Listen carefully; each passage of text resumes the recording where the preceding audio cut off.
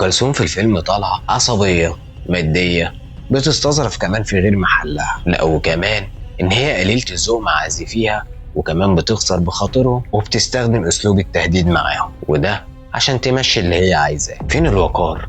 فين الهيبة؟ فين الست اللي كان مجرد دخولها القاعة يخلي الكل يسكت؟ نيجي بقى للسؤال المهم، طب العلاقات الأهم في حياتها يا إما مش موجودة يا إما مشوهة. رامي مفيش العشق اللي كتب أعظم الكلمات، الكزبجي مفيش قالوله اللي صنع التاريخ، عبد الوهاب اللقاء اللي غير شكل الموسيقى العربية شبه مش موجود، ولا حتى وطنيتها الحقيقية ظهرت، ولا حتى تبرعاتها، ولا حتى كمان دورها وقت الانكسار. الفيلم قدم أم كلثوم كست وحيدة مهزوزة مكسورة، مع إن الحقيقة كان بيتها دايما عامر بالفن والضحك والنقاش. نيجي بقى هنا للحظة الحقيقية، مين هي أم كلثوم اللي بجد؟ أم كلثوم كانت مشروع عمر، ست بنت نفسها بنفسها من لا شيء لصوت كل شيء. كانت صارمة بس ذكية، حازمة بس راقية، بتفهم الكلمة قبل ما تتغنى وبتفهم اللحن قبل ما يتلحن. كانت وطن، غنت في الهزيمة، وقفت في الشدة، وكمان اتبرعت قبل ما حد يطلب.